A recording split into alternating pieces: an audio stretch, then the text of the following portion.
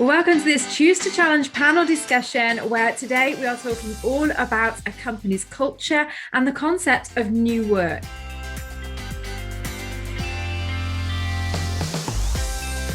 I'm joined by my fellow panelists, Ronke Babajide, who is a lead solutions engineer at VMware and also the host of the Women in Tech Spotlight series, and also Jobst, who is a passionate lady who strives for diversity and equality in technology and inclusion, both in her organization and externally, and is a program manager at A1 Telekom.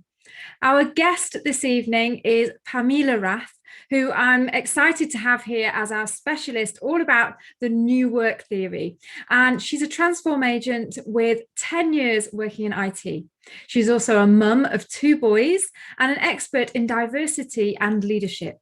She also has a master's in organizational psychology, so is very well qualified to talk to us about this topic. So welcome to Pamela and Ronke and Ushi. Hi. Welcome. Hi. Thank you. I think what would be fantastic is if we could just talk about why you're so passionate, Pamela, in this area and wanted to get involved. Well, basically, that's very simple. As you introduced me already, I'm working in the HR consulting and recruitment field for over 15 years now. And before I was working at the airport, so I always had to do with people and had always to do with international backgrounds. And for 10 years, I'm working in the IT environment, still in the HR consultancy environment. And there I get in touch with a lot of different companies, a lot of different cultures. And of course, there I experience different situations in terms of career paths for men and women. So all the things that you already mentioned regarding diversity and inclusion and leadership, they basically had an impact to my career as well. So all the things that I got involved with somehow tackled my personality personally. Mm-hmm. And so what do you see as the biggest issues to this gender parity and this equality and this sense of feeling that we're the same? To me, one of the biggest issues regarding gender parity at work is that I still think that we have a huge unconscious bias situation towards women in qualified positions, in leadership positions, because there is always the male role, the description of role is male dominated, and there's always the default profile is a male profile, I guess. And that doesn't even come intentionally, but it's like traditionally institutionalized within our environment and our society, that say you have a job role with some sort of responsibility, then also there comes the expectation that this person is available full-time, and not only full-time, also overtime, that this person will be available for the boss also on the weekends, will do after work, after hour work, and go to after work events with the boss or something like that.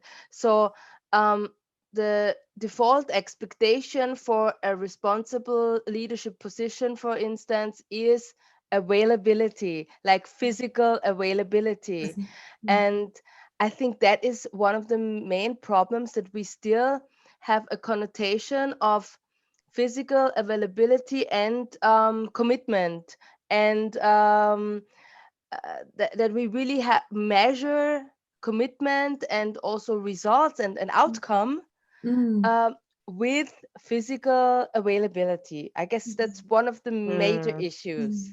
Mm-hmm. Mm-hmm. Yes, it's interesting. I would separate the two. Perhaps it's a perception about commitment, but I would separate definitely presentism and Absolutely. availability from commitment. And I think perhaps Absolutely. this is the stigma we're all seeing is it's an assumption that you're not as committed simply by being part-time. So I think what would be great to do is to understand a bit more about new work and how, because I feel like this is sort of overlapping here with what is new work and how does this help? Basically, new work is not only a mindset, it's basically really a philosophy, because a philosopher invented it or talked about it first. He really used the word first. It was Friedrich Bergmann, who was originally from Austrian descent. We can be very proud of him. He passed away like 3 weeks ago, unfortunately. But he left us with very great insights and wisdom. And he was the first to understand that when we talk about work, we must not only talk about wage labor. When we talk about work, we must talk about how people evolve, how people use their potential and their talents, and that's the main important thing, how they contribute to society through their talents and their performance in general. So he was a researcher, he was a philosopher, he did a lot of experiments also then in the field and in the university campus. And that's where all these topics about new work originally come from. Nowadays, we somehow tend to talk about a limited angle of new work. We are talking about, only for example, of presentism, we are talking about HR methods, we are talking about home office, but that's not what new work is about. New work is about empowering and enabling people to bring out their best and to give their best within wage labor or other sorts of labor. And so there's a lot of motivational theories behind that, and also very many things that nowadays or for the last 20 years can be used within, of course, HR methods, HR theory. We have a lot of it transported by positive psychology, by servant leadership. Some of those some of those disciplines carry out all those things that Friedrich Bergmann initially intended with his philosophical theory. Do I make myself clear somehow? Yes. And I just want to add that there is, although we started discussing new work or the term new work, the kind of aftermath, is that the word, of Corona? Yeah. I see now, but I see that this discussion, around new work also opens the debate for diversity. So it's actually kind of the right timing, that we right now discuss new work and diversity in the same sentence somehow. And the two terms, or topics, are tackling working culture, like how we want to work and how we want to collaborate in the future. And I think this cultural aspect and changing, the team culture is really an important part to our first topic, or a topic we are actually discussing within our panel, like what are the biggest issue, preventing gender parity in technology. And this cultural aspect is one big part. So now I bring the study. So around more than 50% of women who work in computing related jobs leave the industry within 20 years. So and then when you think of, okay, what are the reasons? And the reason is the team culture. So we need to think about how to make this culture inclusive, and what kind of tools, if I refer to the term new work again, what kind of tools and what kind of atmosphere do I want to have? Yeah, and I think, yeah, this is, I mean, Pamela, you know it better, but this is kind of the great connection between diversity and new work. So this is, Yeah. That's what I say. That's what I think too, because new work has a lot to do with changing a mindset, being open to something new, doing experiments, thinking about innovation, and just also being self-reflective, always challenging the status quo. And it's about always thinking, do I do the things that I really, really want to do? And do I do them with commitment? And only then, if I do the things with commitment, then I can be a great performer and everybody can contribute. Also in an organizational environment, the company can contribute if I perform 100% committed. And if I always challenge this and question myself, am I committed? Do I do the things that I really want to do? Am I qualified? Do I use my skills right? Are my talents not only used but also seen? Am I motivated? Do I get the appreciation for what I do, not only in terms of payment but also from my clients? Are they satisfied with what I do? Can I really ensure my purpose within the work I do? If this environment can be arranged, everybody can be contributed. And this, of course, means to be inclusive, to enable everybody within their life situation, within their possibilities, to be at their best and to contribute at their possible best. Yeah. I would like to add a couple of points. You've made a couple of great ones already. So there's a lot to discuss in terms of the topics you already mentioned. But what I would like to touch on is the fact that the whole workplace, especially in technology, has been constructed around the needs of men. And that is something that's actually invisible to most men. So all the way, the ways promotion work, how careers work, everything has been tailored to fit the characters and the needs of men, and they don't actually realize this anymore. And I had an example today. We had a very great event. Actually, it was about career building at VMware, and there were some really great people on the panel, and there was one man on the panel, and he's also a great guy. There's nothing I would really say against him, but then there was the question around how you should self-promote. And you know what he said? He said you shouldn't. And this is the completely wrong advice to give young women, because what he doesn't understand is that women and men perceive self-promotion completely different. Absolutely. You know? So he basically told these young women in this event that they should just do their best, and then they would somehow shine in the workplace and someone would not find gonna work. And I was so and then I realized that he could not know this, because for him what he perceives as self-promotion is just the loud bragging, while for a woman self-promotion is already talking about what she's doing, you know. So there's this whole workplace that is tailored around how men are, you know, and we have an issue thriving in that space. And that is also a reason why the higher you get, the less women you will find, especially in areas that are very male dominated. So I totally agree. The first thing that comes up into my mind is when you touch this topic, is when we talk about software development, for instance. It like starting from the 80s or 90s, there was like the ideal that you have, the stereotype of your software development dude is the one who comes into office past 10, right? Yeah. So he codes the whole night, maybe also at home. So he's really doing the overtime already in the home office. Very interesting. And then he gets to sleep after having gambled the night through. And then he gets to sleep over the morning, and he comes into the office past 10 or at 11 or something. So whole companies made it possible to adapt to this situation because they wanted the best coders. But surprise, they don't do the same with female coders.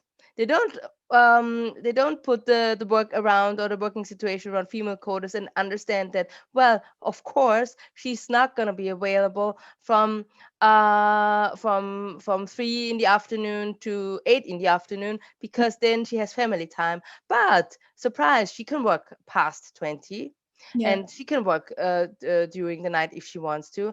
And we had, of course, here in Austria, we have a special situation in labor law, that our working hours have to be in one instant, and cannot be how do you call it? We cannot write hours with big lapse between.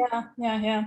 Which is basically not how life works, and how we not doing it. So if you're looking at the reality, everybody is kind of fixing their working hours, because we're doing the breaks anyway, somehow.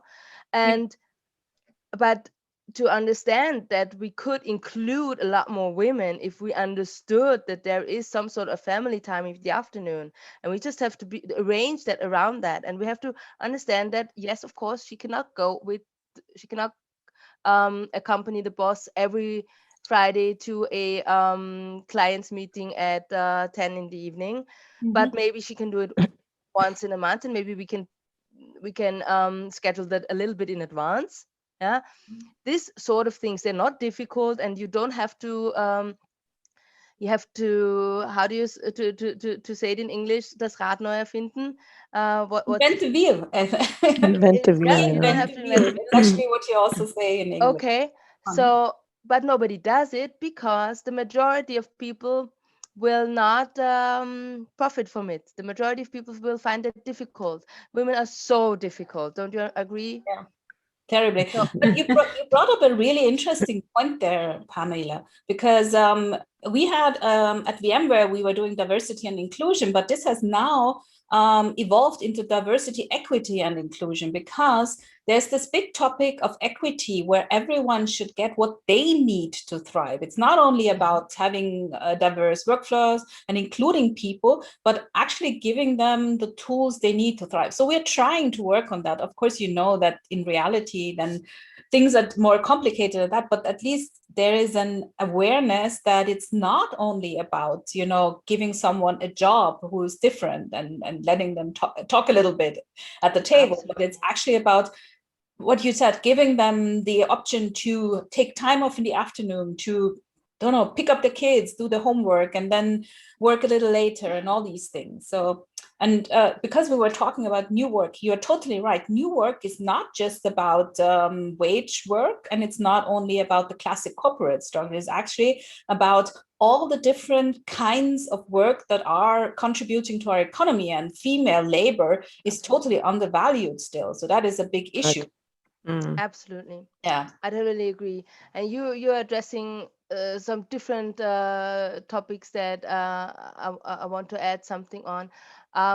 Equity that's a very difficult topic, because what we're facing right now is that we already had in the last 10 years in terms of benefits and payment. We already experienced some sort of individualism, and they introduced how do you call it, the basket system? How do you call it in English? not sure. When you can choose your benefits. Oh, okay. I'm not familiar with that concept. I'm really lacking the word now in English, of course. Yeah, but give us an example. So what is the basket system? So is this where what you can choose? More important when you can choose, like more exactly. vacation? You can choose your benefits. When you can choose. Do you want the education fee, or do you want the travel expenses refunded, or do you want the part-time model, or do you want the sabbatical model? Cafeteria system. Sorry, now I got it. I'm so sorry, my brain is slow due to the second shot. I was afraid so some things come into the game later. So cafeteria system was already something to attract more people, to attract also diverse candidates, to give them the choice and to show some possibilities of participation and to give them choice. But that made it difficult, and out of that somehow sometimes also the feeling of inequity came up. So what managers did was, okay, that's difficult, so I don't want to do that. I don't want to do cafeteria system. This is getting out of hand.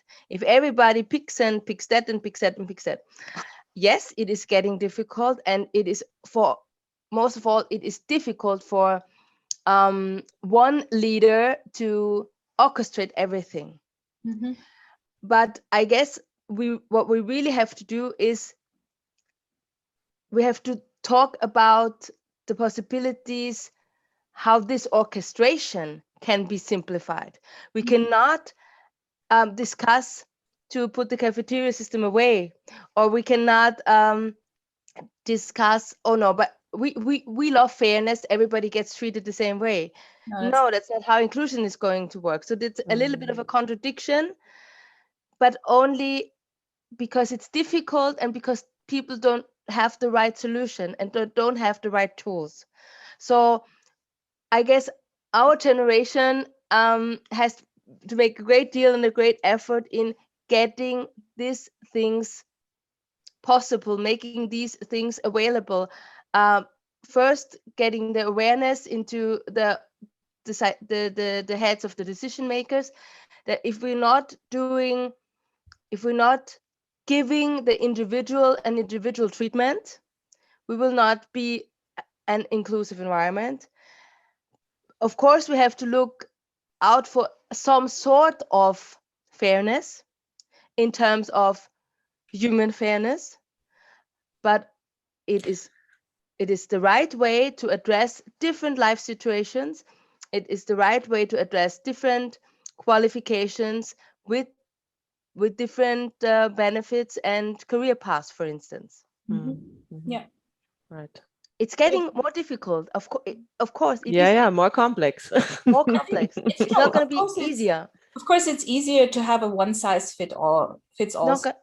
But in the end, that's also part of the whole new work discussion, because we're also discussing new ways of management, because there's the whole discussion of having teams manage themselves and giving people more power to decide what's right for them. And I think it's up to the individual to decide what they perceive as a fair benefit for them, because personally, I'm not interested, for example, in having remuneration for some football tickets or stuff like that. But on the other hand, I might be interested in, having a few less work hours, and so individual. And it must be possible, to give the responsibility back to the individual. Actually, that's what the whole thing is about. It's not going away from a system where other people decide what's right for you, And most of all, as we said, management is getting more complex anyway. So managers should be enabled to take the real tough decisions, and to not to be involved in micromanaging the hour sheet or the vacation sheet or something like that. People should be able to discuss that within the team. Can I be off today? Yes, of course you can. Who else is here? That's the end of story, basically.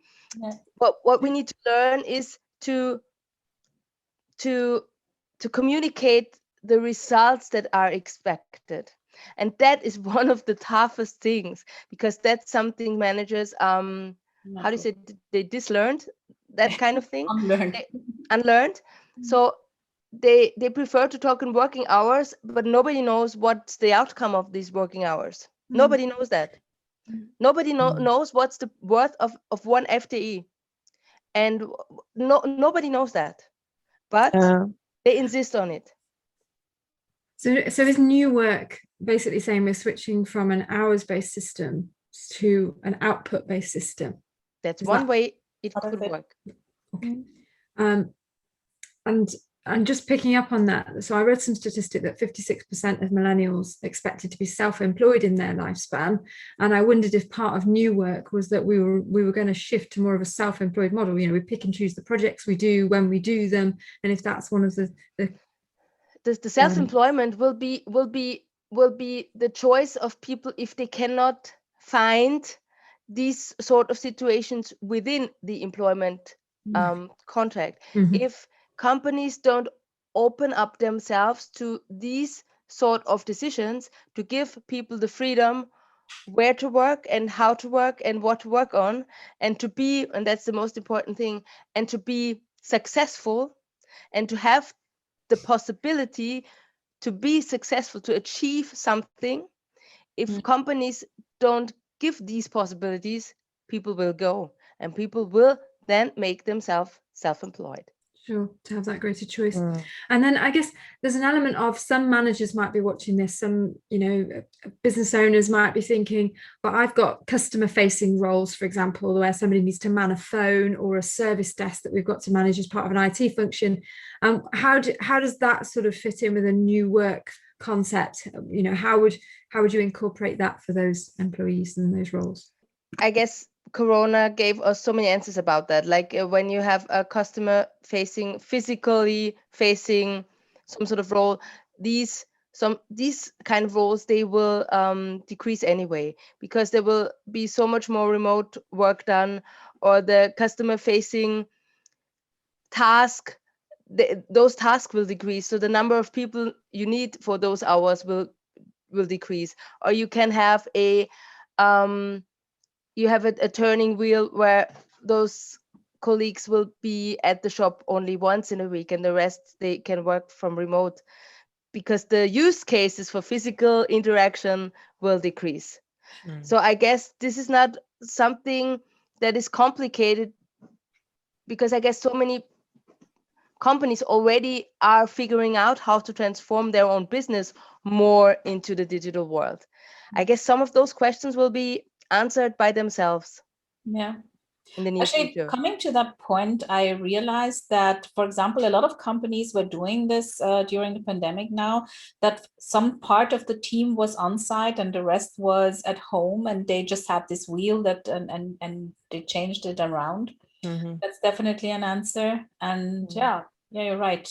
We have had to figure out a couple of these questions during we had so many questions answered unasked by Corona, and I guess we can only build up from that.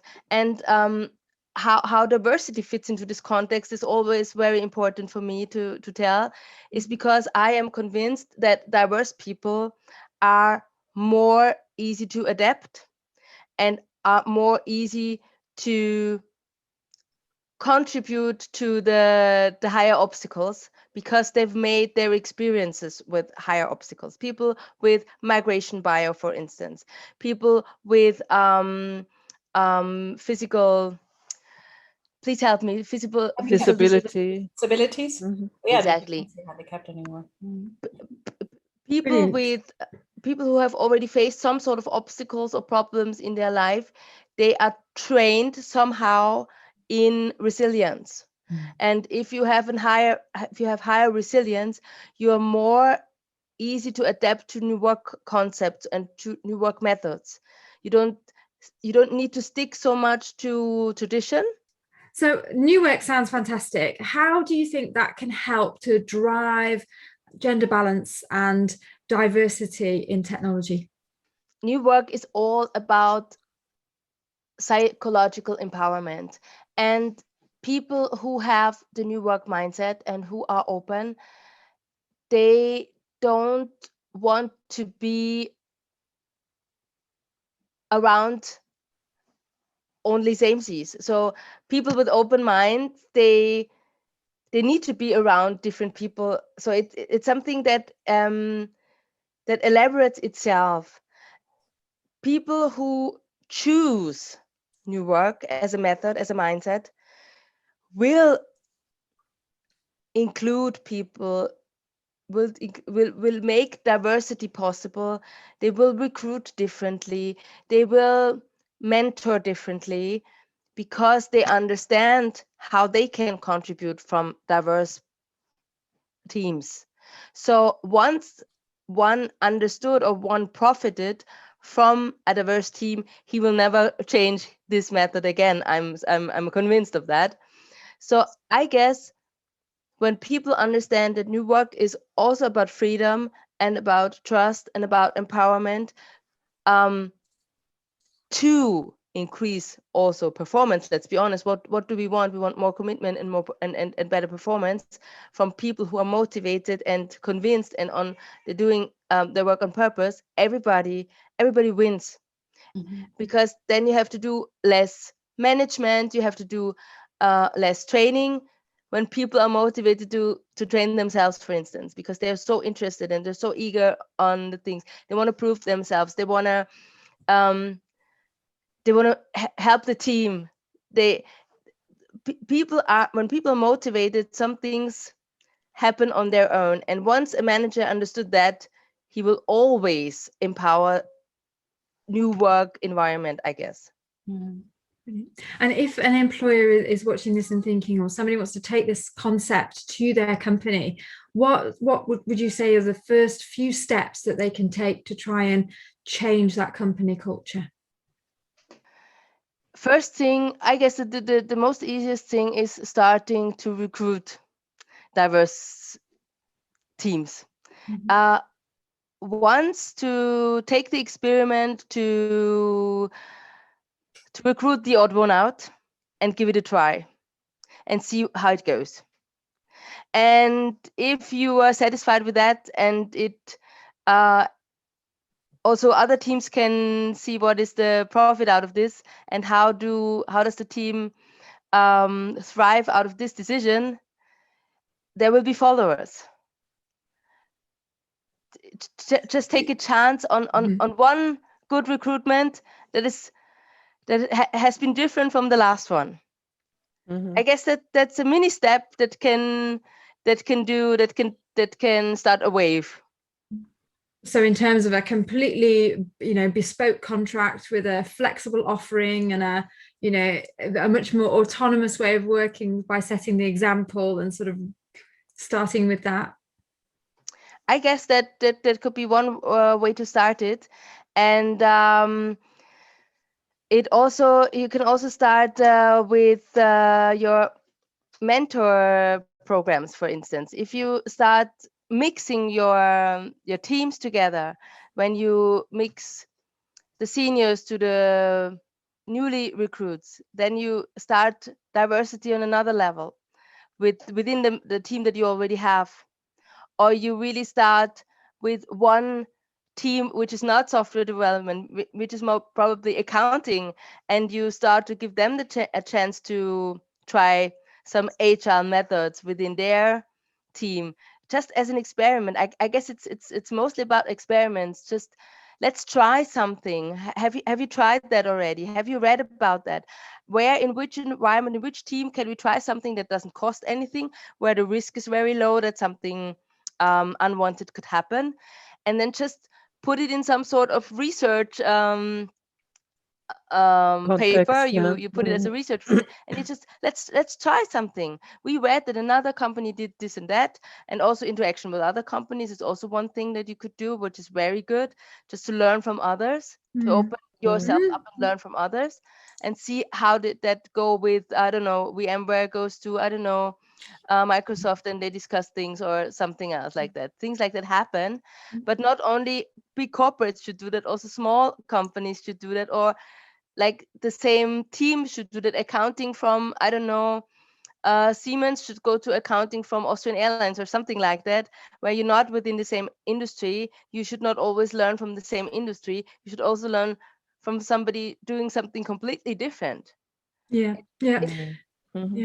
I heard one example. An Australian company had basically they would recruit people to work full time. So you do 5 days a week and you have your outputs. They made it clear what your job responsibilities were, and this is your outputs.